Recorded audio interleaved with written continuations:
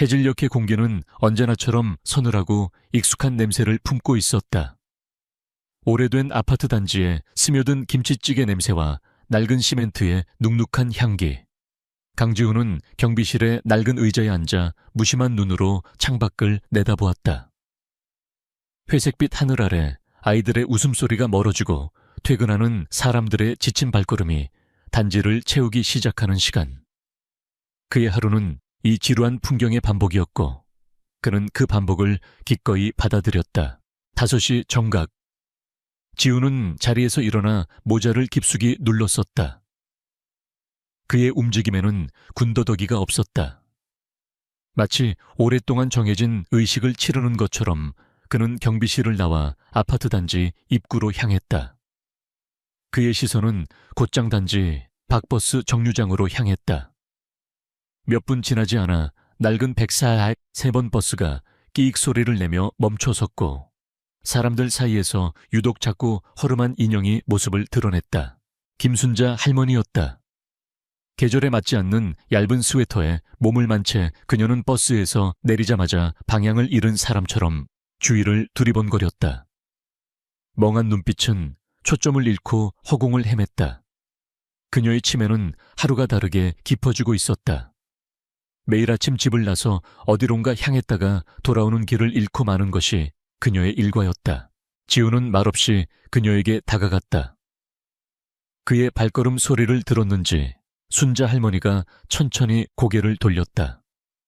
그녀의 눈에 잠시 경계심이 스쳤지만 지훈의 익숙한 얼굴을 확인하고는 이내 흐릿한 미소가 번졌다. 그녀는 그를 알아보지 못했다.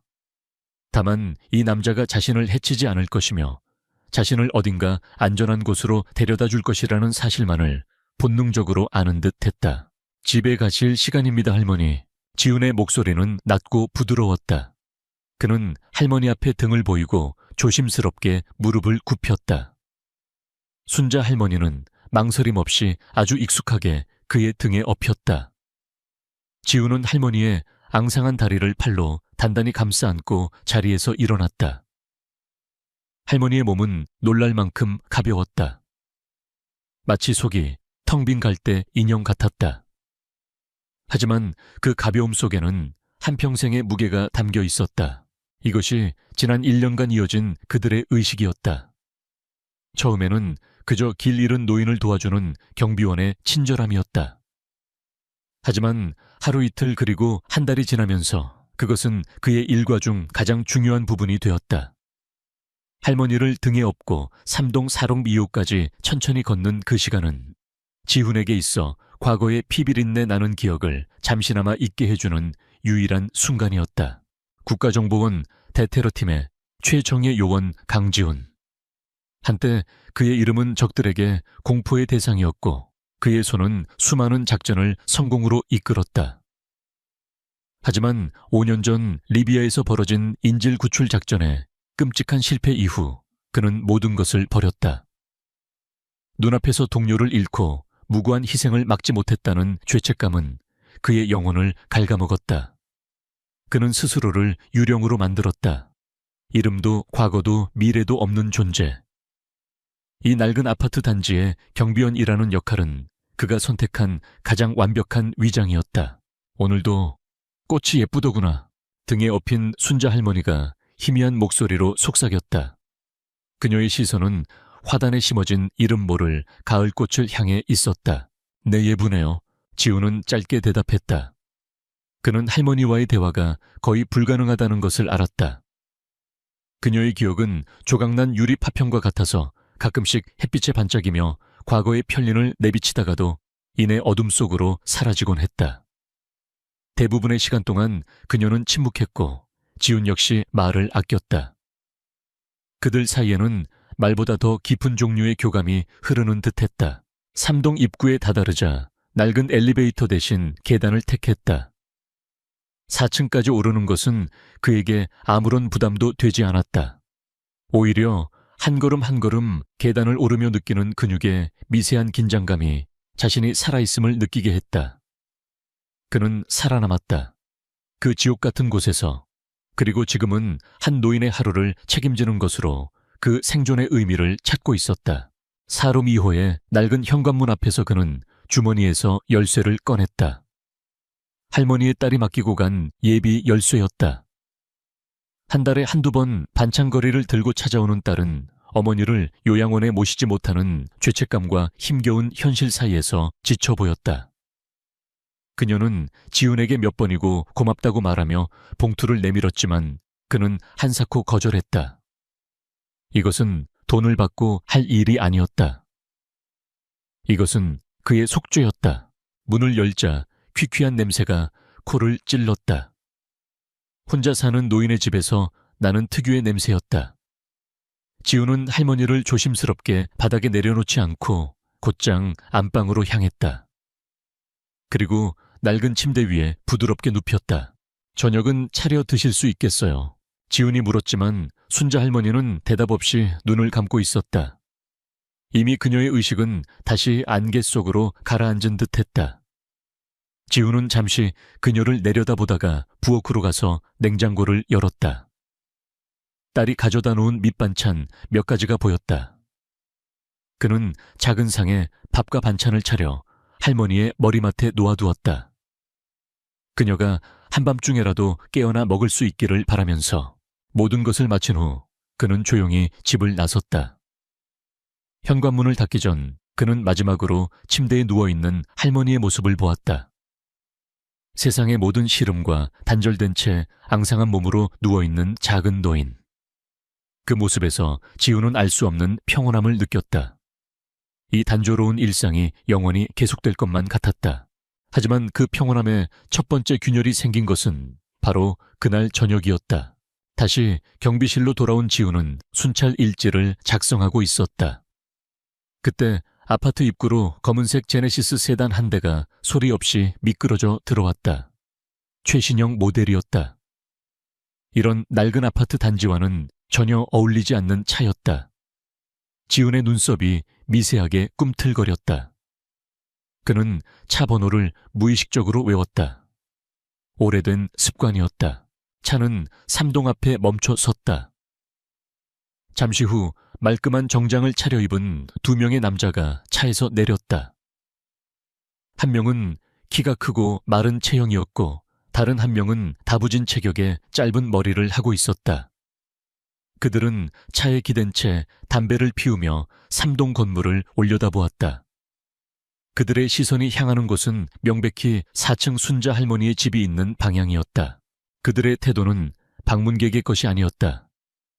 그것은 목표물을 관찰하는 자들의 태도였다.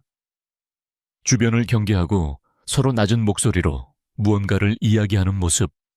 지훈의 온몸에 경고등이 켜졌다. 지난 5년간 애써 잠재워왔던 감각들이 녹슨 기계가 삐걱거리며 움직이듯 깨어나기 시작했다. 그들은 10분 넘게 그 자리에 서 있었다.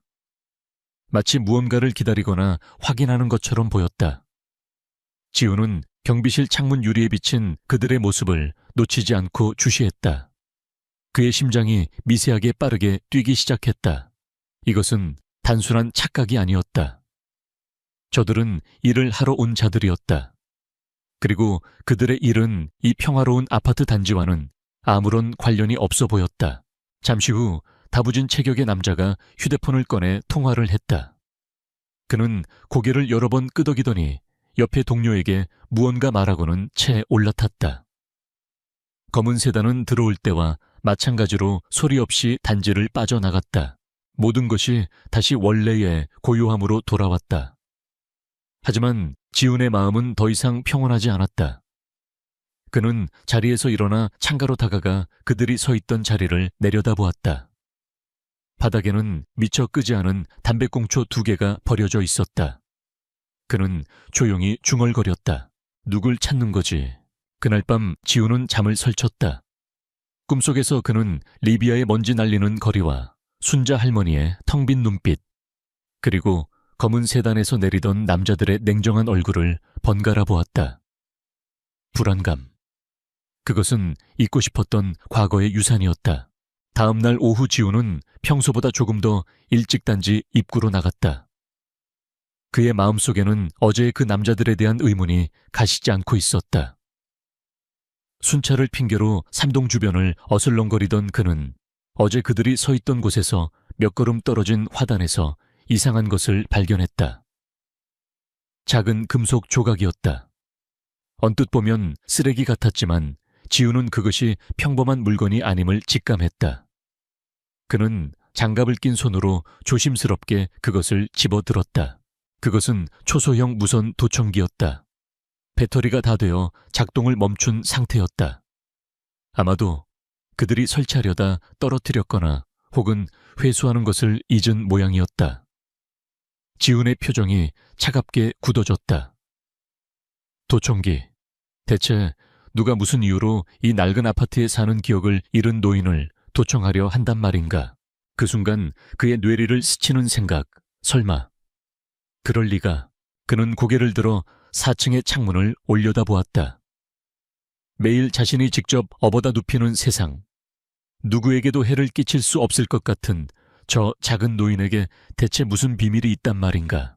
의문은 꼬리에 꼬리를 물고 이어졌다. 그는 도청기를 주머니 깊숙이 넣었다. 이것은 더 이상 단순한 경비원의 업무가 아니었다. 그의 평온했던 일상은 깨어졌다. 자신도 모르는 사이 그는 이미 거대한 사건의 한가운데로 걸어 들어가고 있었다. 그리고 그 중심에는 매일 그의 등에 엎여 자여 집으로 돌아오는 김순자 할머니가 있었다. 5시가 되자 어김없이 버스가 도착했고 순자 할머니가 모습을 드러냈다. 지우는 복잡한 심경을 감춘 채 평소와 같은 부드러운 목소리로 그녀를 맞았다. 집에 가실 시간입니다, 할머니. 그는 다시 무릎을 굽혔다. 할머니가 그의 등에 엎였다. 하지만 오늘의 무게는 어제와 달랐다. 할머니의 가벼운 몸 너머로 정체를 알 수 없는 거대한 비밀의 무게가 그의 어깨를 짓누르는 것 같았다. 그는 천천히, 아주 천천히 미스터리의 심장부인 사름 2호를 향해 발걸음을 옮기기 시작했다. 그의 내면에서 잠자던 맹수가 서서히 눈을 뜨고 있었다. 그날 이후 강지훈의 세계는 미세하게 비틀렸다. 겉으로는 똑같은 일상의 반복이었다. 정해진 시간에 순찰을 돌고 주민들의 무관심한 인사를 받고 김순자 할머니를 등에 업고 4층으로 향했다. 하지만 그의 감각은 더 이상 잠들어 있지 않았다. 그의 눈은 모든 것을 훑었고 귀는 모든 소리를 걸러냈으며 그의 마음은 끊임없이 상황을 분석했다. 경비실의 낡은 의자는 더 이상 안식처가 아니라 전장을 관망하는 지휘소와 같았다. 주머니 속에 차가운 도청기는 그가 처한 현실을 끊임없이 상기시켰다. 그는 그것을 분해하여 제조사와 모델을 확인했다. 군용이나 정보기관용은 아니었지만 시중에서 구할 수 있는 것 중에서는 최고급 사양이었다. 전문적인 흥신소나 그 이상의 조직이 개입되어 있다는 증거였다. 검은 제네시스는 다시 나타나지 않았다. 하지만 그것이 지훈을 안심시키지는 못했다. 오히려 폭풍전의 고요함처럼 느껴졌다. 적들은 관찰 단계를 끝내고 다음 행동을 준비하고 있을 터였다. 그들의 목표는 명백히 김순자 할머니였다. 기억을 잃은 무력한 노인. 대체 왜 그 질문이 그의 머릿속을 떠나지 않았다. 사건은 이틀 후 오후에 터졌다. 그날은 유난히 하늘이 맑았다. 지훈은 평소처럼 순자 할머니를 사고 이후에 모셔다 드리고 막 경비실로 복귀하던 참이었다. 3동 입구를 거의 빠져나왔을 때 낯선 남자 하나가 그와 스쳐 지나가며 안으로 들어갔다. 남자는 어수룩한 작업복 차림에 어깨에는 공구 가방을 메고 있었다. 하지만 지훈의 눈은 그의 어색한 걸음걸이와 주위를 살피는 불안한 눈빛을 놓치지 않았다. 그리고 결정적으로 그의 손. 공구를 다루는 사람의 손이라고 하기에는 너무 희고 깨끗했으며 손등에는 서툰 용 문신이 새겨져 있었다. 삼류 건달. 지훈은 즉시 결론을 내렸다. 잠깐만요. 지훈이 낮은 목소리로 그를 불렀다. 남자가 흠칫하며 멈춰섰다. 누구 찾아오셨습니까? 아, 예. 사로 누호요. 가스 점검 나왔습니다. 남자는 애써 태연한 척 대답했지만 그의 목소리는 미세하게 떨리고 있었다. 거짓말이었다. 가스 점검은 지난주에 이미 끝났고 관리사무소로부터 어떤 통보도 받지 못했다. 신분증 좀 보여주시죠. 지훈의 목소리는 여전히 평온했지만 그의 눈빛은 얼음장처럼 차가워졌다. 남자의 얼굴에 당황한 기색이 역력했다. 신분증은 왜? 그냥 점검만 하고 가면 되는데. 규정입니다. 모든 외부 방문자는 신원을 확인하게 되어 있습니다. 지훈이 한 걸음 다가서자 남자는 자신도 모르게 뒷걸음질 쳤다. 위압감. 평범한 경비원에게서는 결코 나올 수 없는 종류의 압박감이었다. 궁지에 몰린 쥐가 고양이를 물듯 남자는 갑자기 태도를 바꿨다. AFC 귀찮게 구네. 비켜. 남자는 지훈을 밀치고 계단으로 향하려고 했다. 그것은 결정적인 실수였다. 남자의 손이 지훈의 어깨에 닿는 순간 지훈의 몸이 반사적으로 움직였다. 그는 남자의 손목을 낚아채 비틀었다. 악 하는 비명과 함께 남자의 몸이 균형을 잃고 휘청겼다. 지훈은 그 순간을 놓치지 않고 남자의 다른 쪽 팔 아래로 파고들어 그의 목을 팔뚝으로 감아 단단히 조였다. 전형적인 제압 기술이었지만 그의 동작은 물 흐르듯 간결하고 치명적이었다. 헉. 남자는 저항 한번 제대로 못하고 지훈의 팔에 제압당했다. 공구 가방이 바닥에 떨어지며 둔탁한 소리를 냈다. 가방이 열리면서 안에서 나온 것은 가스 점검 장비가 아니라 로프와 청테이프 그리고 날카로운 과도였다. 가스 점검에 이런 게 필요한가? 지훈이 남자의 귓가에 속삭였다. 그의 목소리에는 분노가 아닌 차가운 경멸이 담겨 있었다. 누가 보냈지? 난 몰라. 그냥 시키는 대로. 남자는 공포에 질려 더듬거렸다. 지훈은 그의 목을 조이던 팔에 힘을 살짝 풀었다. 다시는 여기 나타나지 마. 내 얼굴 기억했어. 다음에 보이면 그땐 이 정도로 안 끝나. 네 배후에 있는 놈에게도 똑똑히 전해. 이 할머니는 내가 지킨다고. 지훈은 남자를 거칠게 계단 쪽으로 밀어버렸다. 남자는 비틀거리며 몇 걸음 물러서더니 공포에 질린 눈으로 지훈을 한번 쳐다보고는 허겁지겁 공구 가방을 챙겨 도망치듯 아파트를 빠져나갔다. 지훈은 그가 완전히 사라질 때까지 차가운 시선으로 지켜보았다. 이제 확신할 수 있었다. 이것은 단순한 관찰이 아니라 명백한 공격의 시작이었다. 그리고 그 공격은 점점 더 노골적이고 폭력적으로 변할 것이다.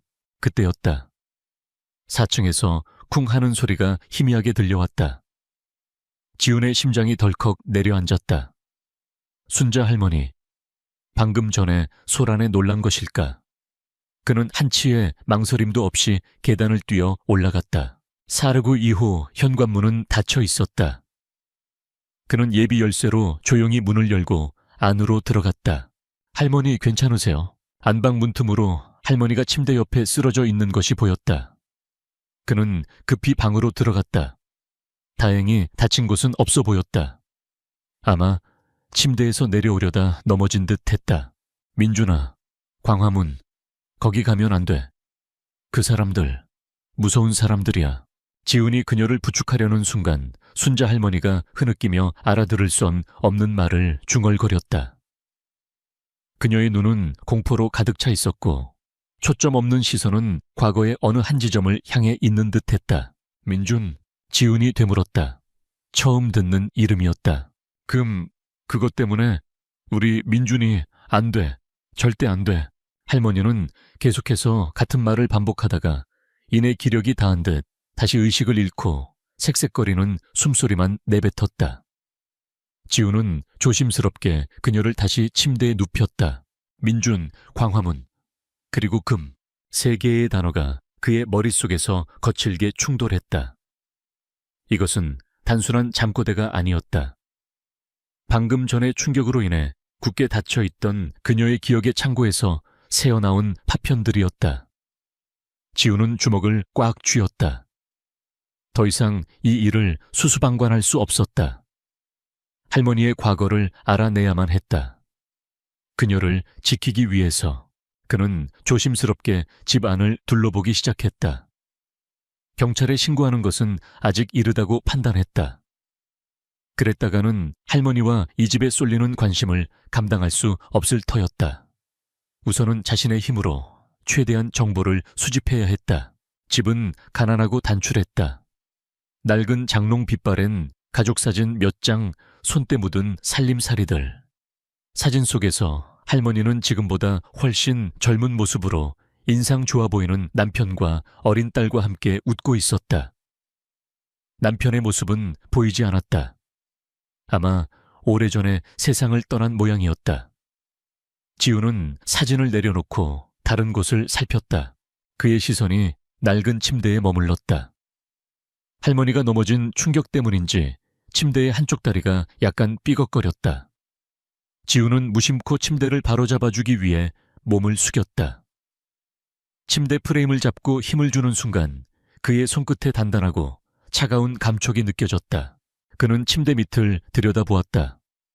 어둡고 먼지가 자욱했다. 그는 휴대폰 플래시를 켜서 안을 비췄다. 그리고 그는 숨을 멈췄다. 침대 프레임 안쪽 가장 깊숙한 곳에 낡은 천으로 감싼 꾸러미 하나가 보였다. 마치 오랫동안 그 자리에 있었던 것처럼 먼지를 뒤집어 쓰고 있었다. 하지만 그 위치는 너무나도 의도적이었다. 우연히 들어갈 수 있는 자리가 아니었다. 지훈의 심장이 세차게 뛰기 시작했다. 그는 마른 침을 삼키고 팔을 뻗어 꾸러미를 조심스럽게 꺼냈다. 꽤 묵직했다. 그는 천천히, 아주 천천히 낡고 바랜 천을 풀어 헤쳤다. 천이 벗겨지는 순간 어두운 방 안에서 희미한 황금빛이 반사되었다. 그것은 벽돌만한 크기의 금괴였다. 표면에는 작은 글씨와 숫자가 각인되어 있었다. 순도 99.0%, 그리고 1년 번호. 이것은 개인이 사적으로 소장하는 종류의 것이 아니었다. 정부나 은행에서 관리하는 공식적인 자산이었다. 지우는 망연자실한 표정으로 금괴를 내려다보았다. 손이 미세하게 떨렸다. 그는 다시 침대 밑을 비췄다. 그리고 그의 눈은 더욱 커졌다. 금괴 꾸러미는 하나가 아니었다. 그 옆으로 낡은 나무 상자 2개가 더 있었다. 그는 상자를 조심스럽게 끌어냈다.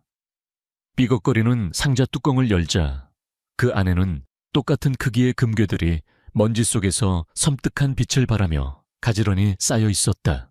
1개, 2개, 3개. 셀 수 없을 정도였다. 어림잡아도 수십 개는 좋게 되어 보였다. 이제 모든 조각이 맞춰졌다. 검은 제네시스를 탄 정장의 남자들, 초소형 도청기, 삼류 건달의 침입 시도, 그리고 할머니가 중얼거렸던 금이라는 단어. 이 모든 소동의 원인은 바로 눈앞에 있는 이 황금 덩어리들이었다. 기억을 잃은 노파가 세상과 단절된 채 지키고 있던 것은 낡은 추억이 아니라 엄청난 가치를 지닌, 그리고 분명 피비린내 나는 사연을 품고 있을 이 금괴들이었다. 지우는 이마를 짚었다. 그는 조용한 삶을 원했다. 과거로부터 도망쳐 그저 평범한 사람으로 살아가고 싶었다. 하지만 운명은 그를 비웃기라도 하듯 그가 가장 피하고 싶었던 종류의 소용돌이 한가운데로 그를 던져 넣었다. 그는 다시 침대에 누워 새근새근 잠든 순자 할머니를 바라보았다. 저 작고 연약한 노인이 이 엄청난 비밀을 어떻게 지켜온 것일까? 민주는 누구이며 광화문과는 무슨 관련이 있는 것일까? 한 가지는 분명했다. 이 금괴가 여기에 있는 한적들의 공격은 계속될 것이다. 그리고 다음번에는 삼류 건달이 아니라 진짜 프로들이 닥쳐올 터였다. 지우는 금괴를 다시 천으로 감싸고 나무 상자를 닫았다. 그리고 원래 있던 자리에 깊숙이 밀어 넣어뒀다. 그의 눈빛은 더 이상 평범한 경비원의 것이 아니었다. 5년 동안 잠들어 있던 국가정보원 최정예 요원 강지훈의 눈빛으로 돌아와 있었다. 차갑고 냉철하며 모든 상황을 꿰뚫어보는 그 눈빛으로 그의 조용한 삶은 끝났다. 이제부터는 전쟁이었다. 서울의 스카이라인이 한눈에 내려다 보이는 강남의 한 초고층 빌딩 펜트하우스. 바닥부터 천장까지 이어진 통유리창 너머로 도시의 불빛들이 보석처럼 반짝였다. 방 안의 공기는 차갑고 모든 것은 정교하게 계산된 듯 제자리에 놓여 있었다. 이 공간의 주인이 가진 성격을 그대로 반영하는 듯했다. 최진우 회장은 이탈리아산 가죽 소파에 깊숙이 몸을 묻은 채 손에는 값비싼 위스키가 담긴 크리스털 잔을 들고 있었다. 그의 맞은편에는 며칠 전 검은 제네시스를 타고 아파트 단지에 나타났던 키 크고 마른 체형의 남자가 고개를 숙인 채 서 있었다. 윤 실장이었다. 그래서 경비원 하나 처리 못해서 빈손으로 돌아왔다. 이 말인가? 최진우의 목소리는 얼음처럼 차가웠다. 분노나 실망 같은 감정은 전혀 실려 있지 않았다. 그저 사실을 확인하는 듯한, 그래서 더 섬뜩한 톤이었다. 죄송합니다, 회장님. 저희의 판단 착오였습니다. 상대가 단순한 전직 경찰이나 군인 출신이 아닌 것 같습니다. 움직임이 보통이 아니었습니다. 윤 실장의 이매는 식은땀이 배어 있었다. 그는 최진우 밑에서 10년 넘게 일했지만 그의 이런 모습은 여전히 적응되지 않았다. 폭풍을 일으키기 직전에 고요한 바다 같은 남자, 판단 착오라. 초해진우는 위스키 잔을 천천히 흔들며 중얼거렸다. 잔 속에 얼음이 부딪히며 맑은 소리를 냈다. 내가 15년을 찾아 헤맨 금이야. 15년, 그 시간을 허튼 판단차고 따위로 낭비할 생각은 없어. 그는 소파 옆에 놓인 태블릿 PC를 들어 화면을 켰다. 화면에는 강지훈의 이력서가 떠 있었다. 그들이 하룻밤 사이에 뒷조사로 알아낸 위조된 정보였다. 평범한 육군 병장 제대 후 여러 직업을 전전하다 1년 전부터 우성 아파트 경비원으로 일하고 있다는 내용. 너무나도 평범해서 오히려 의심스러운 이력이었다. 어설픈 깡패를 보낸 게 문제였지. 쥐를 잡을 땐 쥐덫의 수준을 보고 고양이의 실력을 가늠해야 하는 법이다. 최진우가 윤 실장을 쳐다보지도 않고 말했다. 그 여자 김순자는 확실한가? 네, 김민준의 아내가 맞습니다. 15년 전 사건 이후 정신적 충격으로 기억상실과 치매가 함께 왔고 그 이후로 줄곧 그 아파트에서 살았습니다. 딸이 하나 있지만 거의 왕래는 없는 상태입니다. 금을 숨겼다면 그 집이 유일합니다. 김민준, 배신자 새끼. 최진우의 입에서 처음으로 날것의 감정이 섞인 단어가 튀어나왔다. 15년 전 자신의 완벽했던 계획을 망치고 모든 금괴와 함께 사라져버린 회계사. 결국 시체로 발견되었지만 금의 행방은 묘연했다. 최진우는 그가 죽기 전 아내에게 모든 것을 맡겼을 것이라 확신했다. 하지만 김순자는 기억을 잃었고 15년이라는 세월이 흘렀다. 그는 끈질기게 그녀의 주변을 감시했고 마침내 때가 되었다고 판단했다. 이제 전문가들을 투입해. 최진우가 태블릿을 끄며 말했다. 조용하고 신속하게. 경비원이든 누구든 방해되는 건 전부 정리해버려. 더 이상의 실수는 용납 안 한다. 알겠습니다, 회장님. 윤 실장은 깊이 허리를 숙이고 조용히 펜트하우스를 빠져나갔다. 최진우는 다시 도시의 야경으로 시선을 돌렸다. 그의 눈에는 200개의 금괴가 아른거렸다. 그것은 단순한 돈이 아니었다. 그것은 그의 완벽함에 대한 증거이자 그의 제국을 완성할 마지막 퍼즐 조각이었다. 그리고 그것을 되찾기 위해서라면 그는 무슨 짓이든 할 수 있었다. 같은 시각 서울의 또 다른 구석, 강지훈은 자신의 작은 오피스텔 방에 앉아 있었다. 방 안은 군대 내무반처럼 모든 것이 정돈되어 있었고 불필요한 물건은 하나도 없었다. 그의 과거를 엿볼 수 있는 유일한 공간이었다. 그는 지난 5년간 한 번도 사용하지 않았던 낡은 노트북을 열었다.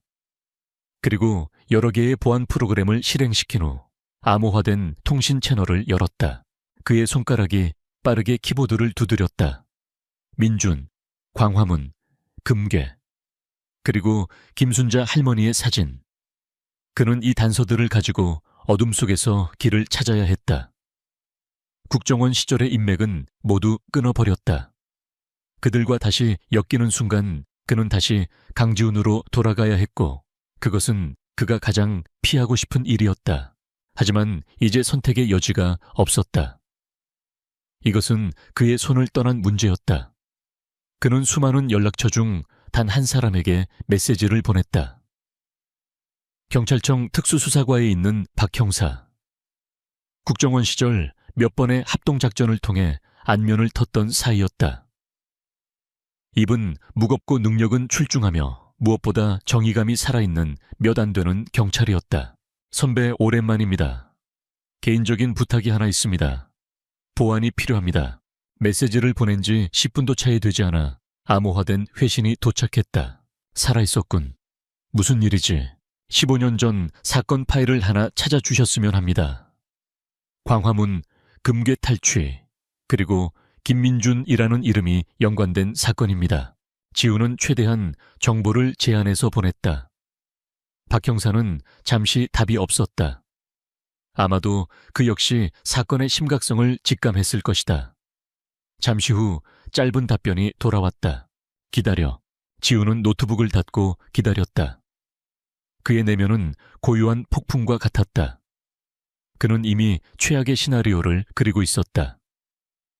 김순자 할머니, 그녀는 단순한 피해자가 아닐 수도 있었다. 혹은 모든 것을 알고 있는 유일한 증인일지도 모른다. 어느 쪽이든 그녀는 거대한 위험의 중심에 서 있었다. 1시간이 지났을까? 전화벨이 울렸다. 발신자 표시 제한. 지우는 미리 준비해둔 대포폰으로 전화를 받았다. 나다.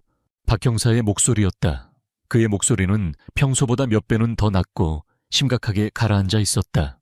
내가 말한 사건 찾았다. 광화문 금괴 탈취 사건. 15년 전 대한민국을 뒤집어 놓았던 미제 사건이지. 박 형사는 담담하게 사건의 개요를 읊기 시작했다. 15년 전 어느 날 전국 한국은행에서 지방지점으로 이송 중이던 금괴 200개가 서울 광화문 한복판에서 감쪽같이 사라졌다. 4명의 무장괴한이 운송 차량을 탈취했고 모든 것은 10분 안에 끝났다. 경찰이 출동했을 때 차량은 버려져 있었고 금괴와 괴한들은 이미 사라진 후였다. 완벽한 계획 범죄였다. 내부 조력자가 있었어. 당시 자금 세탁과 운송 경로 설계를 도왔던 회계사 김민준. 그는 범행 직후 조직을 배신하고 금괴 전체를 들고 잠적했다.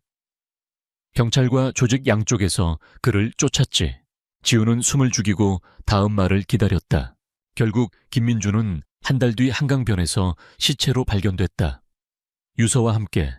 자살로 종결됐지만 석연치 않은 구석이 많았어. 그리고 가장 중요한 것, 금괴 200개는 어디에도 없었다. 그의 가족은요, 아내와 어린 딸이 하나 있었지.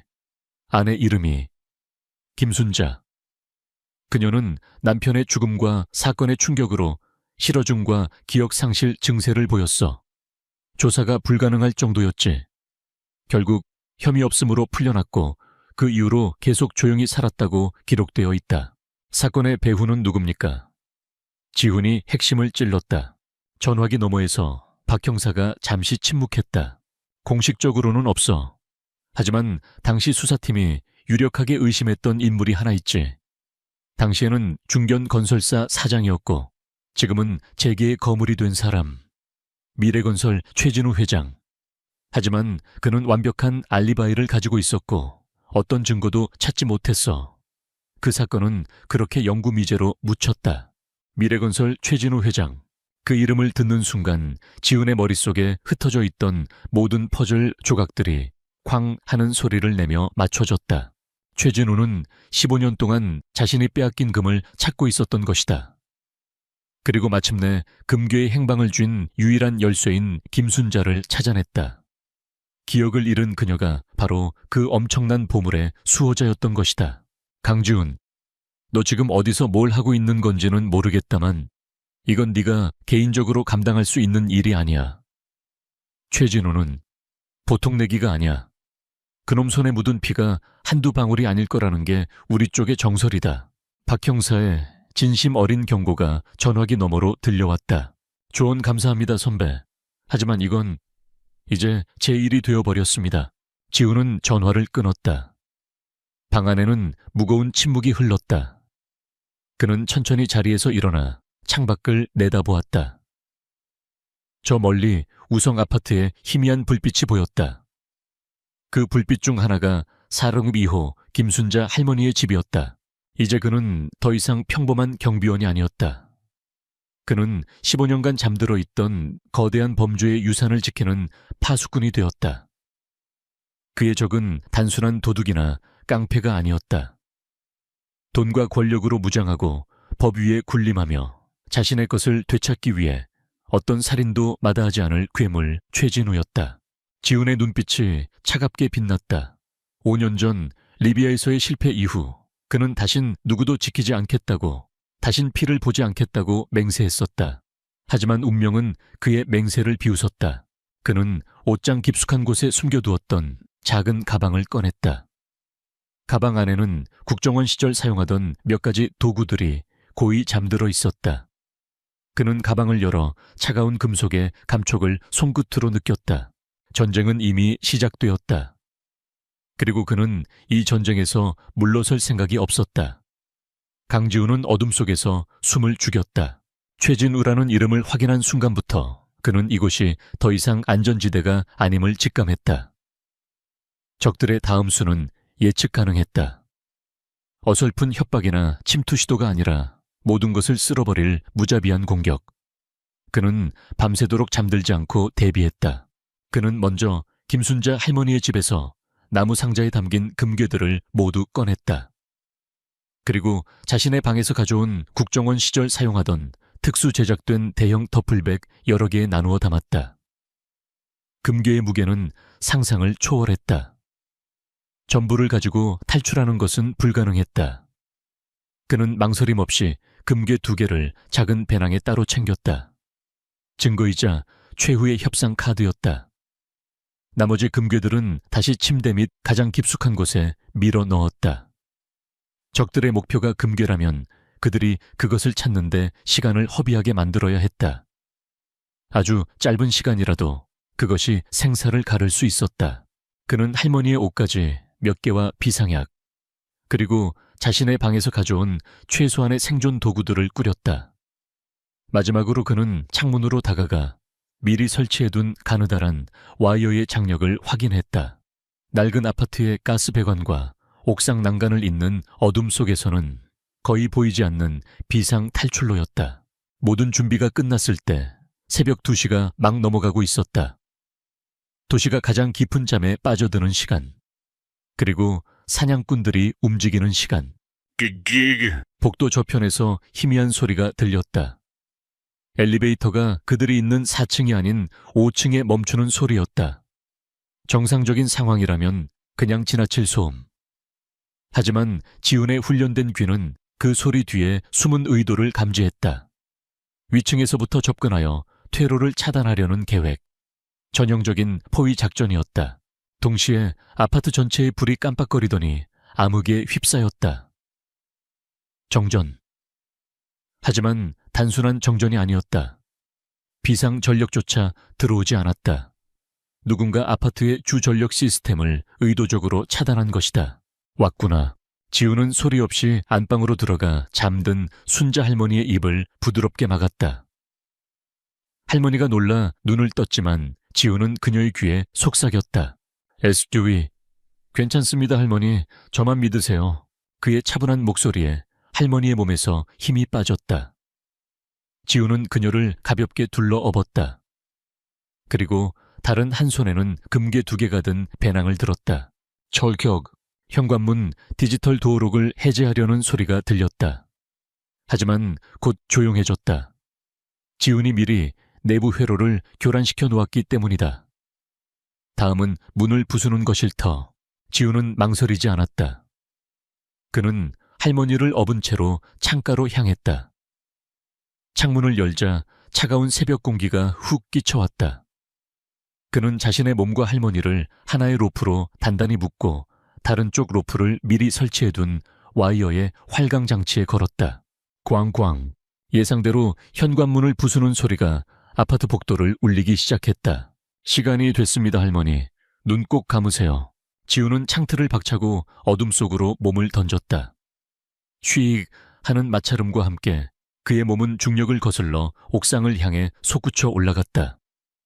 일반적인 활강이 아닌 반대 방향으로의 상승. 그의 팔과 다리의 근육이 비명을 질렀지만 그는 이를 악물고 로프를 당겼다. 그들이 옥상에 거의 다다랐을 때 사거미 2호의 현관문이 부서지는 소리와 함께 창문으로 여러 개의 손전등 불빛이 새어나왔다. 놓쳤다. 옥상으로 갔다. 고함 소리가 아래에서 들려왔다. 지우는 마지막 힘을 다해 옥상 난간을 넘어 안으로 굴렀다. 그는 즉시 활강장치를 해체하고 와이어를 끊어버렸다. 추격의 단서를 없애기 위함이었다.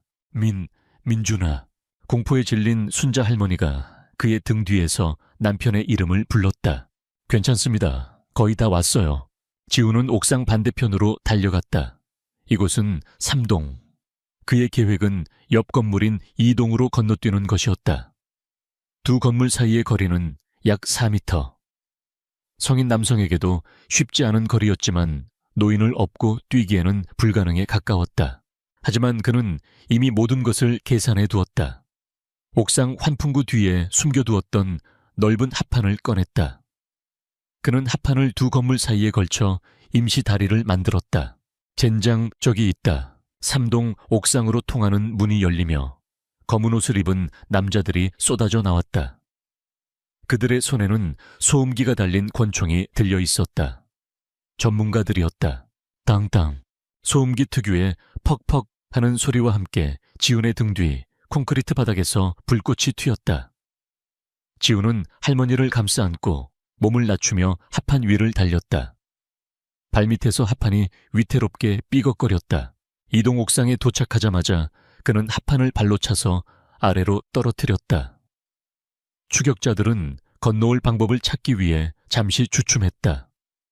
그 짧은 순간을 이용해 지우는 이동 옥상의 비상계단을 통해 미친 듯이 아래로 뛰어 내려갔다. 그의 머릿속에는 아파트 단지의 모든 구조가 지도처럼 그려져 있었다. 그는 1층으로 가지 않았다. 지하 2층 주민들조차 거의 사용하지 않는 낡은 보일러실. 그곳이 그의 다음 목적지였다. 보일러실에 굳게 닫힌 철문을 열고 안으로 들어선 순간 바깥의 모든 소음이 거짓말처럼 차단되었다. 지우는 거친 숨을 몰아쉬며 순자 할머니를 바닥에 조심스럽게 내려놓았다. 할머니는 극심한 공포와 충격으로 온몸을 사시나무처럼 떨고 있었다. 휴, 그 사람들 또 왔어. 민준 씨를 데려갔던 그 사람들. 할머니의 눈에서 눈물이 하염없이 흘러내렸다.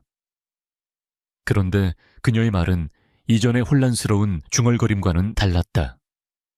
공포가 그녀의 기억에 빗장을 부숴버린 것일까? 문장이 명확했고 내용이 구체적이었다. 그들이 우리 민준 씨를 억지로 끌고 갔어. 그 사람은 나쁜 사람이 아니었는데. 지우는 무릎을 꿇고 그녀의 떨리는 손을 잡았다. 할머니, 정신 차리세요. 그들이 누구였죠? 기억나세요? 차가운 눈, 웃지 않는 눈을 가진 남자. 그 사람이 대장이었어. 할머니는 허공을 응시하며 말했다. 남편이 나한테 말했어. 이 금은 저주라고. 우리 가족을 지키려면 이걸 아무도 모르는 곳에 숨겨야 한다고. 자기가 돌아오지 못하면 이걸로 우리 딸 지켜주라고. 그녀의 기억은 다시 조각나기 시작했지만 가장 중요한 핵심은 전달되었다. 김민주는 배신자가 아니었다. 그는 가족을 지키기 위해 필사적으로 싸웠던 피해자였다. 최진우와 그의 조직에 의해 희생된.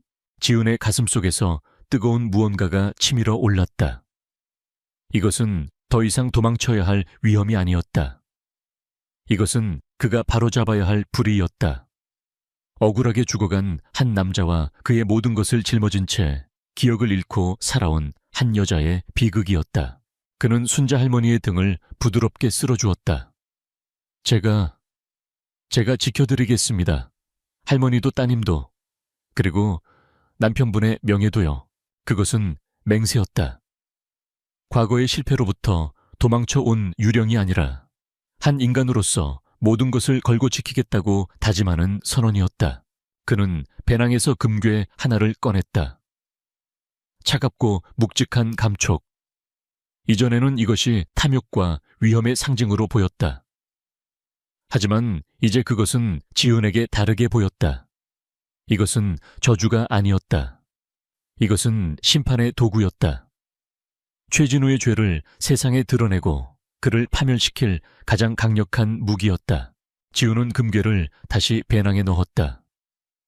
그의 눈은 더 이상 도망자의 불안함이 아닌 사냥을 시작하는 포식자의 냉정함으로 가득 찼다. 도망은 끝났다. 이제부터는 방역의 시간이었다. 낡은 보일러실의 차가운 공기는 강지훈의 결심을 더욱 단단하게 만들었다. 그는 더 이상 도망치지 않을 것이다. 그는 사냥할 것이다. 먼저 안전한 거처가 필요했다. 최진우의 정보망이 서울 전역에 깔려있을 터 일반적인 숙박업소는 위험했다. 지우는 5년 만에 국정원 시절에만 사용하던 기억의 창고를 열었다. 고스트. 현역 시절 위급 상황에 대비해 그가 개인적으로 마련해둔 은신처였다. 공식 기록 어디에도 존재하지 않는 유령 같은 공간. 그는 순자 할머니를 데리고 어둠을 뚫고 이동했다. 목적지는 을지로의 낡은 인쇄소, 골목 간판도 없는 한 건물이었다. 그는 복잡한 순서로 잠금 장치를 해제하고 안으로 들어갔다. 내부는 겉보기와 달리 생존에 필요한 모든 것이 갖추어진 작은 요새였다. 통신 차단 장치, 비상 전력, 그리고 약간의 식량과 물. 여기선 안전한 게냐? 밤새 이어진 탈출극에 지친 순자 할머니가 불안한 목소리로 물었다. 그녀의 기억은 다시 희미해졌지만 그날 밤의 공포는 몸에 각인된 듯 했다. 내 할머니, 세상 누구도 여길 찾지 못합니다. 여기서 잠시 쉬고 계세요. 지우는 할머니를 침대에 눕히고 따뜻한 담요를 덮어주었다. 그리고 그는 본격적인 계획에 착수했다. 그는 책상에 서울 지도를 펼쳤다. 최진우. 그를 끌어내기 위한 덫을 설계해야 했다. 최진우의 가장 큰 약점은 두 가지였다. 첫째, 15년간 이어져 온 금괴에 대한 집착. 둘째, 자신의 힘과 지능에 대한 오만함. 그는 자신이 언제나 상황을 통제할 수 있다고 믿는 부류의 인간이었다. 지우는 바로 그 점을 파고들기로 했다. 그는 혼자서 이 일을 할 수 없었다. 믿을 수 있는 조력자가 필요했다. 그는 다시 한번 박형석에 연락했다. 이번에는 음성 메시지가 아닌 직접 만나자는 요청이었다. 위험한 부탁이었지만 박 형사는 망설이지 않았다. 다음 날 오후 그들은 한강 고수부지의 인적 드문 벤치에서 만났다. 지우는 모자와 마스크로 얼굴을 가린 상태였다. 그는 가방에서 천에 싼 금괴를 꺼내 박 형사 앞에 놓았다. 박 형사는 숨을 삼켰다. 그는 장갑을 끼고 조심스럽게 금괴를 들어 올렸다. 15년 전 사라졌던 전설로만 남았던 물건. 그 표면에 새겨진 일련 번호는 모든 것을 증명하고 있었다. 이게 정말로 200개 중 하나입니다. 나머지는 안전한 곳에 있습니다. 지훈이 거짓말을 섞어 말했다. 금괴의 전체 양을 노출할 필요는 없었다.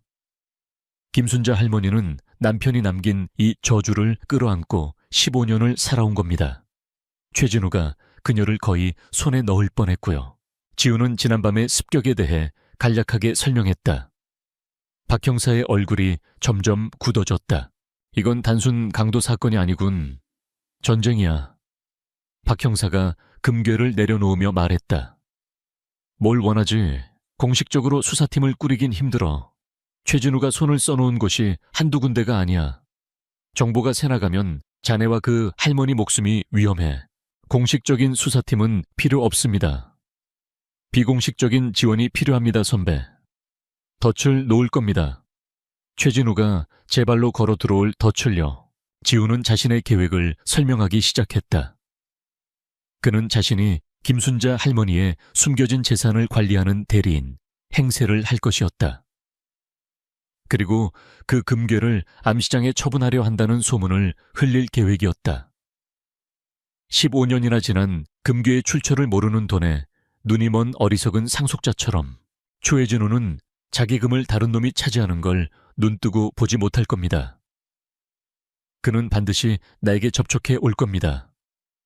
자신이 직접 나서거나 가장 신뢰하는 자를 보내서요. 그들을 만나서 뭘 어쩔 셈이지 위험해. 만나는 장소와 시간은 제가 정합니다. 선배는 그저 그들이 덫에 걸려들었을 때 합법적으로 그들을 체포할 준비만 해주시면 됩니다. 현장에서 금괴와 무기를 함께 확보하면 최진우도 빠져나갈 수 없을 겁니다. 박 형사는 한참 동안 지훈을 바라보았다. 그의 눈에는 위험에 대한 경고와 함께 범죄자를 잡고 싶어하는 형사의 본능이 빛나고 있었다. 알겠다. 내 손에서 동원할 수 있는 가장 믿을 만한 팀을 꾸려보지. 하지만 약속해. 무모한 짓은 하지 않겠다고. 전 무모한 싸움은 하지 않습니다. 두 사람의 동맹은 그렇게 성사되었다. 이제 미끼를 던질 차례였다. 지우는 명동의 사채시장과 연결된 한 정보 브로커에게 접촉했다. 물론 여러 개의 대포폰과 신분 위장을 거친 후였다. 그는 가치 있는 물건을 대량으로 처분하고 싶다는 메시지와 함께 금괴의 사진 한 장을 전송했다. 사진 속에는 금괴의 일련 번호가 선명하게 찍혀 있었다. 최진우만이 알아볼 수 있는 표식이었다. 소문은 예상보다 빠르게 퍼져나갔다. 거대한 황금이 시장에 풀린다는 소식은 암흑가의 큰손들을 들썩이게 만들었다. 그리고 며칠 후 그 소문은 마침내 주인을 찾아갔다. 미래건설 펜트하우스. 최진우는 윤 실장이 내민 태블릿 PC의 사진을 보고 있었다. 그의 눈이 가늘어졌다. 사진 속 금괴의 일련 번호. 15년 전 김민준이 들고 사라졌던 바로 그 물건이었다. 김순자의 대리인이라고. 네 회장님. 스스로를 미스터 고라고 칭하고 있습니다. 할머니의 재산을 상속받았는데 그게 금이라는 사실을 최근에야 알았다고 합니다. 겁이 많고 돈 욕심은 많아 보입니다. 최대한 빨리 현금화하고 싶어 합니다. 최진우의 입가에 냉소적인 미소가 걸렸다. 어리석은 놈, 굴러들어온 복을 제 발로 차버리는군. 그는 잠시 의심했다. 너무 순조로웠다.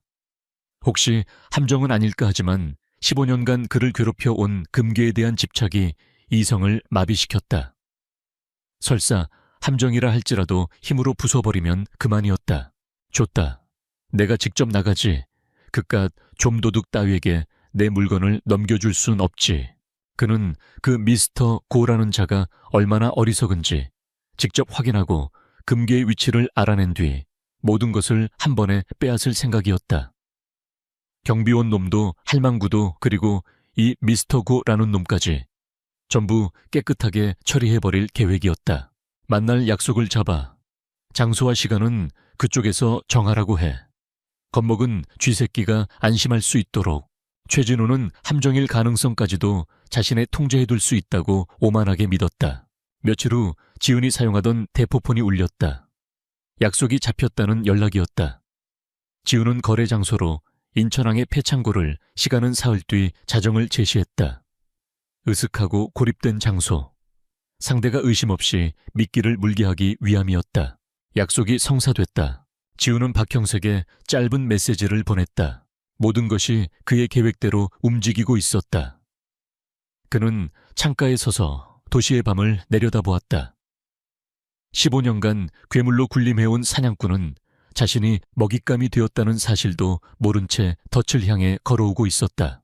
지훈의 손에는 차가운 금괴가 들려 있었다. 이것은 이제 심판의 무게를 지니고 있었다. 그는 조용히 눈을 감았다. 머릿속으로 인천항 폐창고의 지도를 그리고 수십 가지의 시나리오를 시뮬레이션하기 시작했다. 사냥꾼이 사냥감이 되는 순간. 그 순간을 위해 그는 자신의 모든 것을 걸 준비가 되어 있었다. 인천항의 밤 공기는 바다의 짠내와 낡은 철의 녹슨 냄새가 뒤섞여 있었다. 달빛조차 구름에 가려진 칠흑 같은 어둠 속 13번 부두 끝에 위치한 폐창고는 거대한 짐승의 시체처럼 웅크리고 있었다.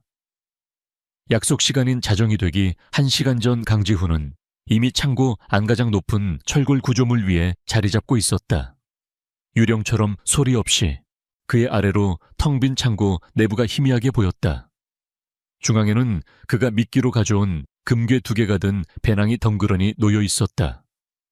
배낭 주변으로는 그가 밤새 설치한 몇 가지 장치들이 어둠 속에 숨어 있었다.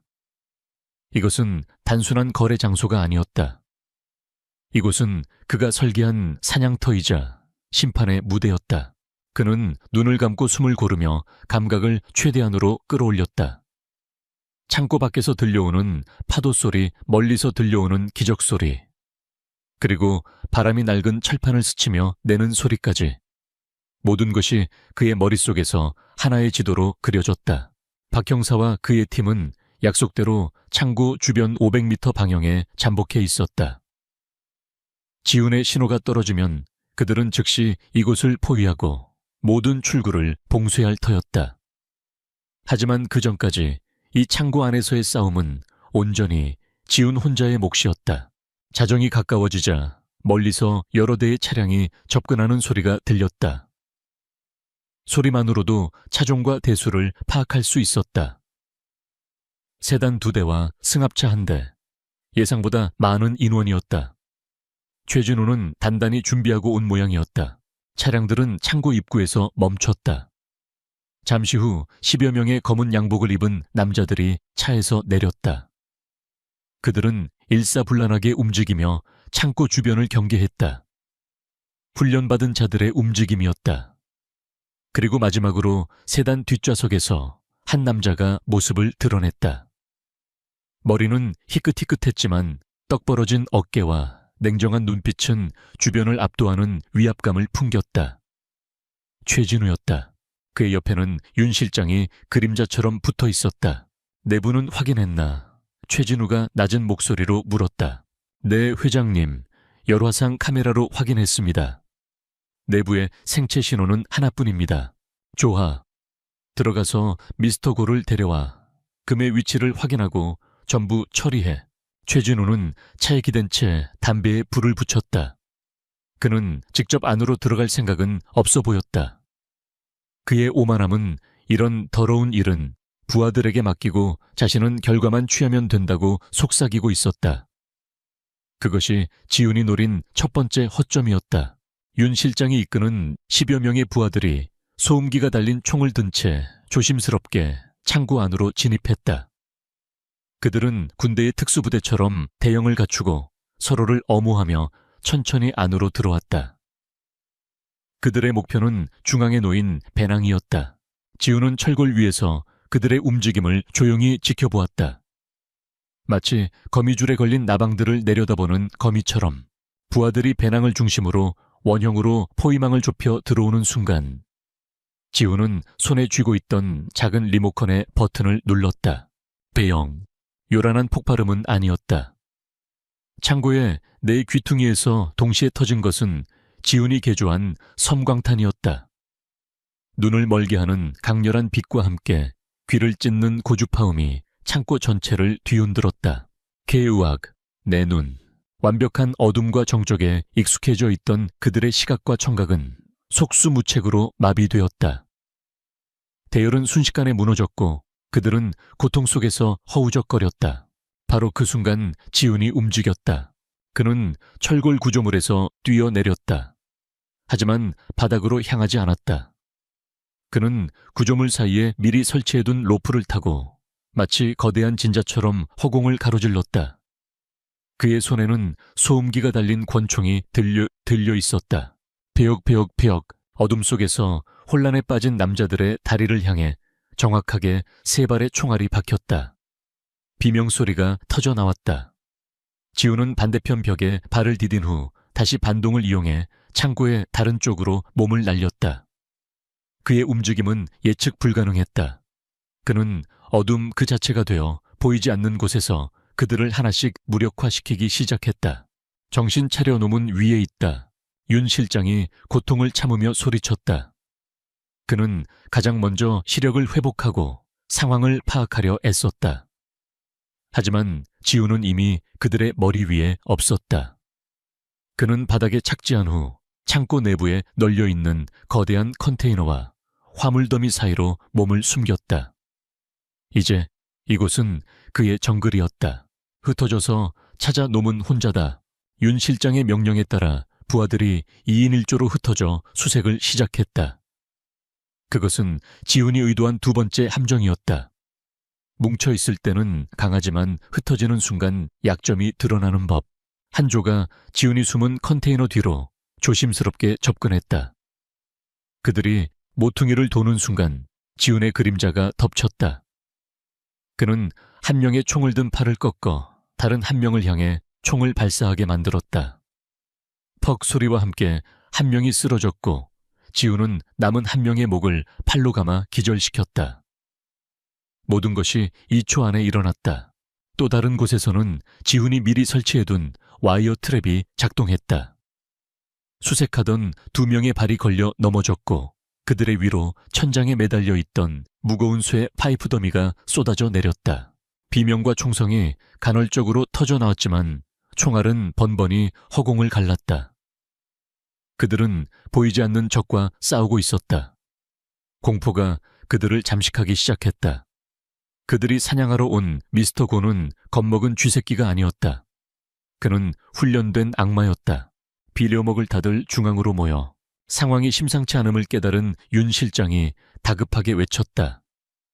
하지만 이미 늦었다. 10여 명이었던 부하들은 이제 서너 명밖에 남지 않았다. 창고 밖에서 상황을 지켜보던 최진우의 얼굴이 굳어졌다. 안에서 들려오는 비명과 총성은 일방적인 학살에 가까웠다. 그는 담배를 바닥에 던져 구둣발로 비벼 껐다. 멍청한 놈들. 그는 직접 나서기로 결심했다. 그는 차에서 직접 권총을 꺼내 들고 창고 안으로 들어섰다. 그의 눈은 어둠에 빠르게 적응하며 주변을 훑었다. 그만둬라, 쥐새끼. 최진우의 목소리가 창고 안에 낮게 울려 퍼졌다. 네가 원하는 게 돈이라면 원하는 만큼 주지. 하지만 내 물건을 건드린 대가는 치러야 할 거다. 그 순간 그의 등 뒤에서 목소리가 들려왔다. 내 물건이라고?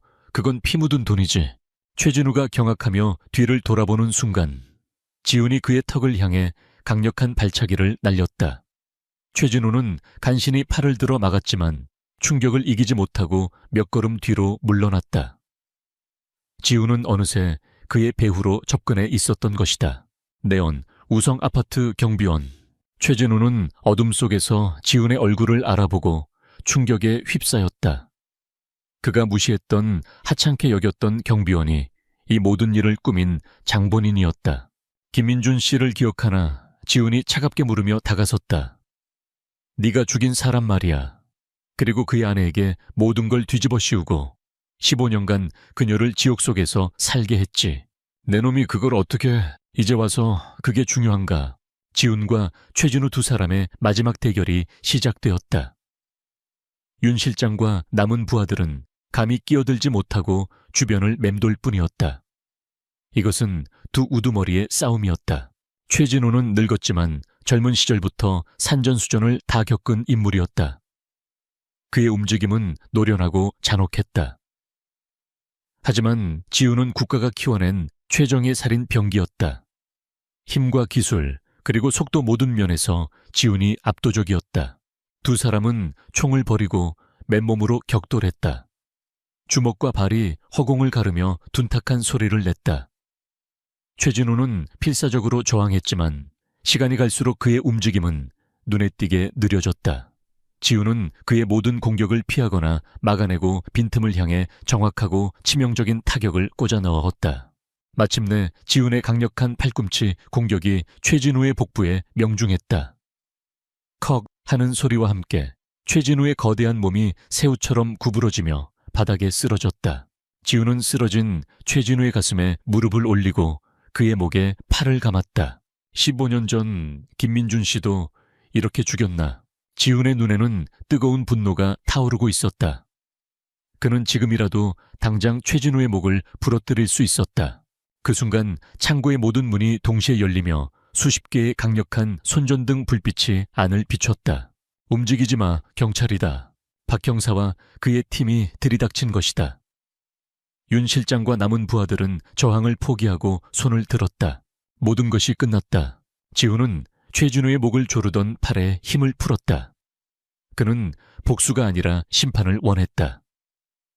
그는 자리에서 일어나 바닥에 놓여있던 금괴 2개가 든 배낭을 집어들었다. 그리고 박 형사에게 그것을 던졌다. 여기 당신들이 15년간 찾아 헤맨 증거요. 박 형사는 배낭을 받아들고 쓰러진 최진우와 지훈을 번갈아 보았다. 그리고 그는 지훈을 향해 작게 고개를 끄덕였다. 인정과 감사의 표시였다. 지훈은 더 이상 그곳에 머물지 않았다. 그는 경찰들이 현장을 수습하는 동안 조용히 어둠 속으로 몸을 돌렸다. 그의 임무는 끝났다. 이제 그는 돌아가야 할 곳이 있었다. 자신을 기다리는 한 사람에게로. 인천항의 총성이 멎은 후 세상은 발칵 뒤집혔다. 미래건설 최진우 회장 15년 전 광화문 금괴 탈취 사건의 주범으로 긴급 체포. 뉴스는 연일 헤드라인으로 이 소식을 전했다. 경찰은 공식 브리핑을 통해 끈질긴 잠복 수사 끝에 범죄 조직을 일망타진했으며 사라졌던 금괴 200개 역시 용의자의 은신처에서 모두 회수했다고 발표했다. 물론 그 발표 어디에도 강지훈이라는 이름이나 정체불명의 조력자에 대한 언급은 없었다. 박 형사가 지켜준 마지막 배려이자 지훈이 가장 원했던 결과였다. 을지로의 은신처에서 지훈은 김순자 할머니와 함께 뉴스를 보고 있었다. 텔레비전 화면 가득 클로즈업된 최진우의 얼굴. 수갑을 찬 채 고개를 숙인 그의 모습에서 더 이상 이전의 오만함은 찾아볼 수 없었다. 순자 할머니는 화면 속 남자가 누구인지 정확히 인지하지는 못하는 듯 했다. 하지만 그녀는 자신도 모르게 몸을 떨었고 눈가에는 희미한 물기가 맺혔다. 15년간 그녀의 영혼을 짓눌러 왔던 악몽의 근원이 사라지는 순간을 그녀의 몸이 기억하고 있는 것 같았다. 지훈은 말없이 다가가 그녀의 어깨를 감싸 안았다. 모든 것이 끝났다는 무언의 위로였다. 며칠 후 박 형사가 은신처로 조용히 찾아왔다. 그는 지훈에게 서류 봉투 하나를 내밀었다. 최진우는 모든 걸 자백했어. 네가 넘긴 증거가 결정적이었지. 아마 평생 감옥에서 썩게 될 거야. 박 형사가 말했다. 그리고 이건 김민준 씨의 공식적인 사망 기록 정정 서류야. 그는 더 이상 공범이나 배신자가 아니야. 국가가 인정한 가족을 지키려다 희생된 피해자지. 지훈은 말없이 서류를 받아들었다. 서류에는 김민준의 명예가 회복되었으며 유가족인 김순자에게 국가유공제 준하는 보상금이 지급될 것이라는 내용이 적혀 있었다. 15년 만에 한 남자의 억울한 죽음이 세상의 빛을 보게 된 것이다.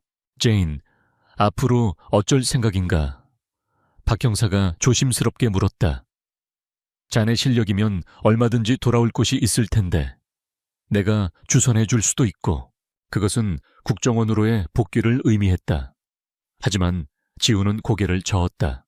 제 전쟁은 끝났습니다, 선배. 그의 목소리는 단호했다. 이제는 다른 삶을 살아보고 싶습니다.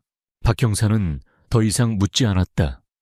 그는 지훈의 어깨를 두어 번 두드려주고는 조용히 떠났다.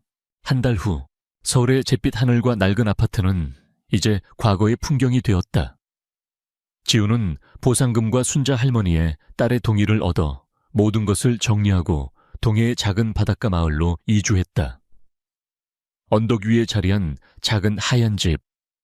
창문을 열면 푸른 바다와 수평선이 한눈에 들어오는 곳이었다. 그들의 일상은 완전히 새로워졌다. 더 이상 지훈은 경비원 복장의 유령이 아니었고 순자 할머니는 길 잃은 노인이 아니었다. 매일 아침 그들은 함께 바닷가를 산책했다. 지훈은 이제 할머니를 등에 업지 않았다. 대신 그녀의 느린 걸음에 맞춰 나란히 걸으며 그녀의 작은 손을 잡아주었다. 순자 할머니의 치매가 기적처럼 낫지는 않았다. 그녀의 기억은 여전히 안개 속에 있었고 종종 시간과 사람을 혼동했다. 하지만 그녀의 눈빛은 달라졌다. 늘 서려 있던 깊은 불안과 공포가 사라지고 그 자리에 아이 같은 평온함이 자리 잡았다. 그녀는 더 이상 과거의 악몽에 시달리지 않았다. 어느 해 진력 두 사람은 집 앞 벤치에 앉아 붉게 물드는 수평선을 바라보고 있었다.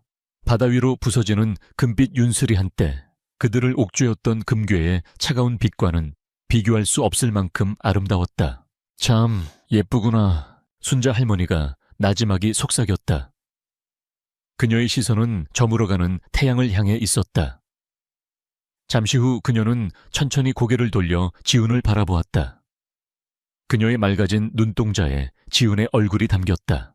고마워요, 민준 씨. 그녀는 지훈을 자신의 남편으로 부른 것이 아니었다.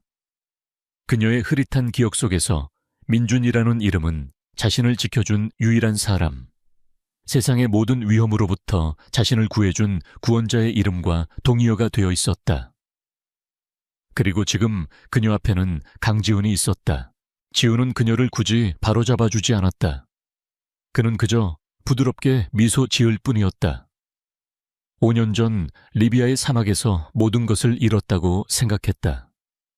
그는 스스로를 과거에 가두고 의미 없는 삶을 선택했다. 하지만 한 노인의 무거운 비밀을 짊어지게 되면서 그는 역설적으로 구원을 받았다. 누군가를 지키는 행위를 통해 그는 비로소 자기 자신을 지킬 수 있게 되었다. 그는 더 이상 과거로부터 도망치지 않았다. 그는 자신의 힘으로 불의와 맞서 싸웠고 한 사람의 삶을 그리고 한 가족의 명예를 지켜냈다.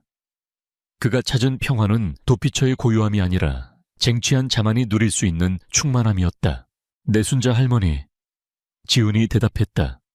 그의 목소리는 바다처럼 깊고 평온했다. 정말 예쁘네요. 두 사람은 말이 없었다.